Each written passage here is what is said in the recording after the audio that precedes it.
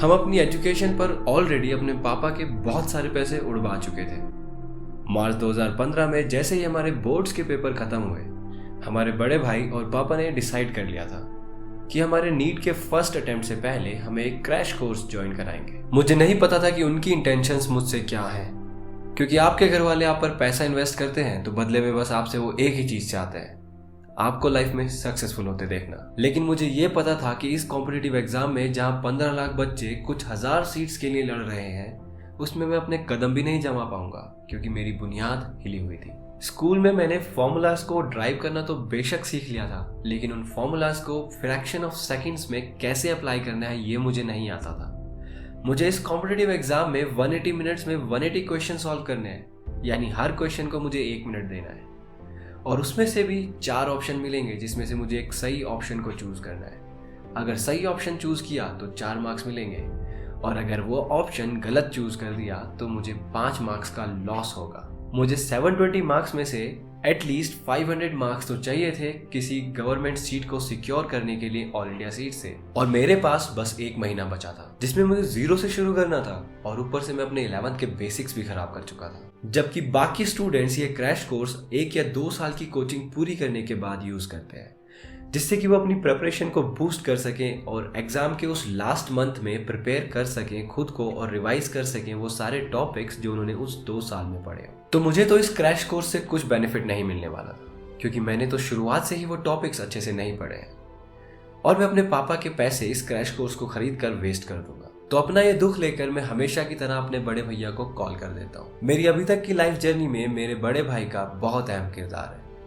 मैं आज आप लोगों के सामने बैठकर ये स्टोरी शेयर कर पा रहा हूँ मेरे भाई की वजह से। तो जब भैया को मैं ये अपनी परेशानी बताता हूँ तो वो बोलते हैं, अभी तुम 1 महीना कुछ कर भी नहीं पाओगे, नीट का फर्स्ट अटेम्प्ट देने वाले हो, एटलीस्ट थोड़ा आइडिया तो हो जाएगा कि कैसे पढ़ना है और क्या पढ़ना है। इस क्रैश कोर्स से भले ही तुम्हारा सिलेक्शन ना हो, लेकिन तुम्हें एक क्रैश कोर्स जरूर कुछ ना कुछ सिखाएगा, और इस क्रैश कोर्स के बहाने जब तुम घर से 1 महीना बाहर रहोगे तो तुम होम सिकनेस को डील करना सीख जाओगे।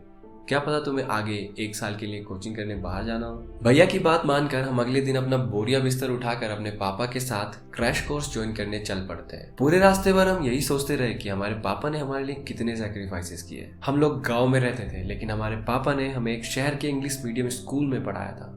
वहीं हमारे बड़े भैया जो एक प्राइमरी स्कूल में पढ़े थे, आज वो इंडिया के एक प्रेस्टिजियस कॉलेज IIT रुड़की से M.Tech कर रहे थे, और वहीं हम अपने पापा के पैसे एजुकेशन इंडस्ट्री में बहाने चल पड़े थे। हमें गिल्ट हो रहा था, और इस गिल्ट को बढ़ाने में कोई कसर नहीं छोड़ी इंस्टीट्यूट वालों ने। प्राइस सुनकर हम सदमे में चले गए थे।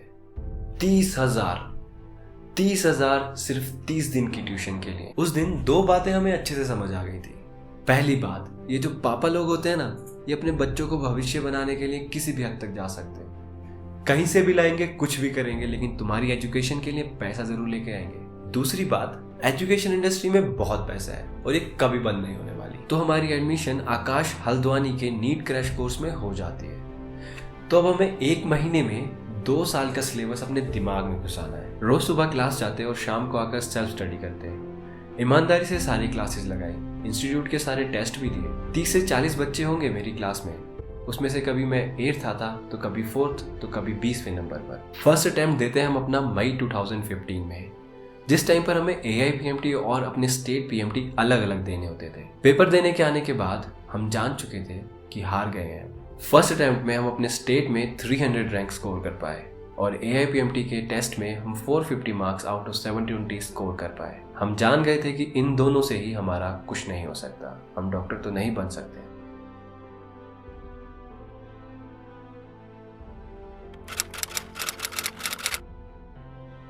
तो अभी तक की जितनी भी कहानी आपने सुनी, ये मेरे 12th के एग्जाम के जस्ट बाद शुरू हुई थी। अभी 12th क्लास का रिजल्ट नहीं आया था और हमने अपना नीट का फर्स्ट अटेम्प्ट दे दिया था। जिस दिन 12th का रिजल्ट आया उस दिन हमें पता चला कि हमने 90% तो स्कोर नहीं कर पाए, लेकिन हम तब भी खुश थे क्योंकि हमने उस सब्जेक्ट को 4 दिया था जिस सब्जेक्ट में 11th क्लास में हमने सप्लीमेंट्री एग्जाम दिया था, यानी केमिस्ट्री, और ओवरऑल हम 87% बनाने में सक्षम रह गए थे। तो इतना बुरा परसेंटेज हमारे हिसाब से नहीं बना था, लेकिन हमारे टीचर्स को हमसे ज़्यादा उम्मीद थी कि हम 90% स्कोर कर देंगे, लेकिन उतना नहीं कर पाए। तो अब हमारी मिडिल क्लास स्टूडेंट लाइफ का एक माइलस्टोन पूरा हो चुका था। हमने 12th क्लास पास कर ली थी, लेकिन अब मन में एक ही सवाल आया आगे क्या करोगे असद? यह वही टाइम है जब हमारा एक फैसला हमारी पूरी जिंदगी बदल देगा। हम सोच ही रहे थे कि हमारी तैयारी नीट के लेवल की नहीं हुई थी। नीट एक कॉम्पिटिटिव एग्जाम है और हमने सब्जेक्टिव एग्जाम के हिसाब से पढ़ा था, और ऊपर से हमारी तो 11th भी खराब थी। तभी एक फरिश्ते का कॉल आता है, हमारे फिजिक्स की ट्यूशन टीचर। उन्होंने हमें काउंसिल करने के लिए अपने पास बुलाया था और हमसे एक पासपोर्ट साइज फ़ोटो मंगाई थी।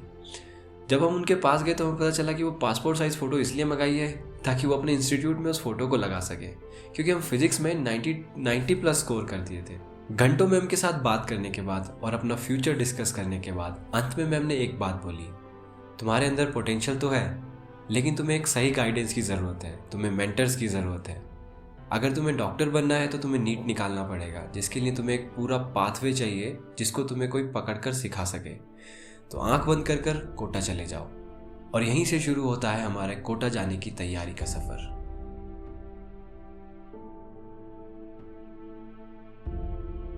सो आई होप आप लोगों को ये पहला एपिसोड कोटा सीरीज़ का हमारी पसंद आया होगा, और मैं आपको मिलूंगा सेकंड एपिसोड में कोटा सीरीज़ के।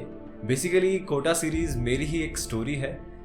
जब मैं अपने ड्रॉप टाइम पे था और जो भी स्ट्रगल मैंने फेस किए या जो भी चीज़ें मैंने सीखी वो मैं इन वीडियोस के माध्यम से आप तक पहुंचाना चाहता हूं, जिससे आप अपनी लाइफ में सही डिसीजन ले सकें अगर आप कुछ प्लान कर रहे हैं इस लाइन में आने का। तो मेरे साथ बने रहिए और स्टोरी को हम एंड तक लेकर जाएंगे जब तक मेरा सिलेक्शन नीट में नहीं हो जाता। जितनी भी स्ट्रैटेजीज मैंने अपने कोटा के ड्रॉप टाइम पे ली थी वो सारी इन स्टोरीज में मैं कवर करने की कोशिश करूँगा। तो मिलते हैं नेक्स्ट एपिसोड में। सी यू, तब तक के लिए स्टे सेफ, कीप स्टडीइंग।